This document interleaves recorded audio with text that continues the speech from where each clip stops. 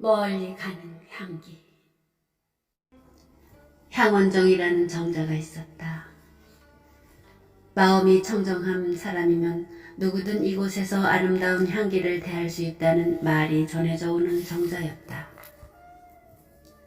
어느 날 어진 임금께서 길을 가다가 이 정자에서 쉬게 되었다. 이때 미풍에 얹혀 슬쩍 지나가는 향기가 있었다. 기가 막힌 향기였다. 임금은 수행 신하들을 불러서 부근에 피어있는 여러 꽃을 꺾어오도록 했다. 신하들은 뿔뿔이 흩어져서 향기가 좋기로 소문난 꽃들을 한 가지씩 가지고 왔다. 모란, 난초, 양귀비. 그러나 임금님은 꽃을 하나하나 코에 대어보고는 고개를 저었다. 임금은 궁으로 돌아가서 향감별사를 불렀다. 내가 향원정이라고 하는 정자에서 일찍이 대해본 적이 없는 아름다운 향기를 만났었다. 경은 지금 곧 그곳으로 가서 그 향기가 어디의 어느 꽃의 것인지를 알아오도록 하여라. 향감별사는 그날부로 향원정에 가서 머물렀다. 날마다 코를 세우고 임금을 황홀케 했다는 그 향기를 기다렸다. 그러나 그 향기는 좀채로 나타나지 않았다.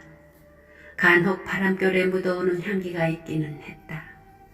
그러나 그것은 향감별사가 아니더라도 쉽게 알아맞힐 수 있는 향기였다. 작약꽃이며 수선하며 찔레꽃의 향기들. 여름철이 지난 뒤 향감별사는 실망하여 일어났다. 그러나 얼른 발이 떨어지지가 않았다. 그는 시름없이 기둥에 머리를 기대고 서서 지평선을 바라보았다. 처마 끝에 풍경처럼 세상 만사를 놓아버리고 하늘가를 떠가는 흰 구름에 마음을 실었다. 그 순간이었다. 코를 스치는 향기가 있었다.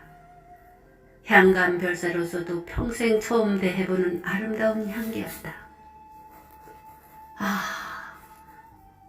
바로 이 향기가 임금님을 황홀케 했다는 그 향기로구나.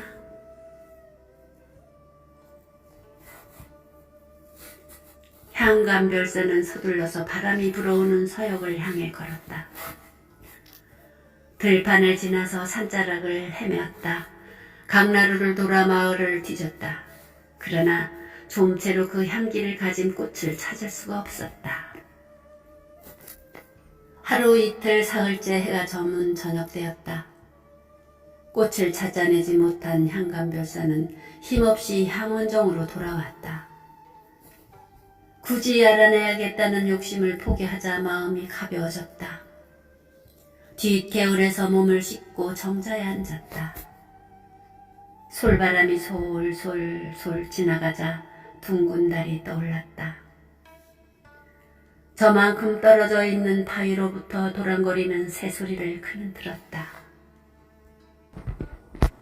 저 작은 새는 이 고요한 달밤에 누구와 얘기를 하고 있는 것일까? 새가 바라보고 있는 곳으로 고개를 돌린 향감별사의 눈에 풀 한 포기가 비쳤다. 그것은 이제껏 헛보고 지냈던 바위 틈에 있었다.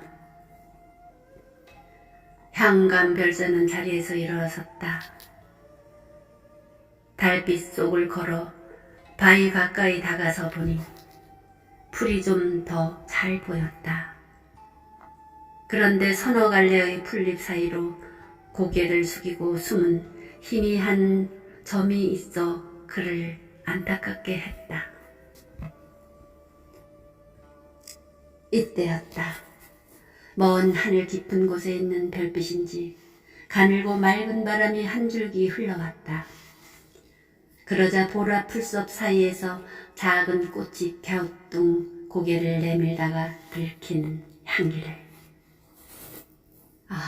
바로 그 황홀한 향기가 아닌가. 향감별사는 임금 앞에 돌아가서 아뢰었다. 그 향기는 화관이 크고 아름다운 꽃들의 것이 아니었습니다. 그리고 또 멀고 귀한 곳에 있는 것도 아니었습니다. 어떠한 역경 속에서도 굳세게 살고 자기 빛을 잃지 않는 작은 풀꽃이 지니고 있는 것이었습니다. 다만 그 향기는 보는 이의 마음이 청정할 때만이 제대로 깃들 수 있기 때문에 좀채로 만나기가 어려울 뿐입니다.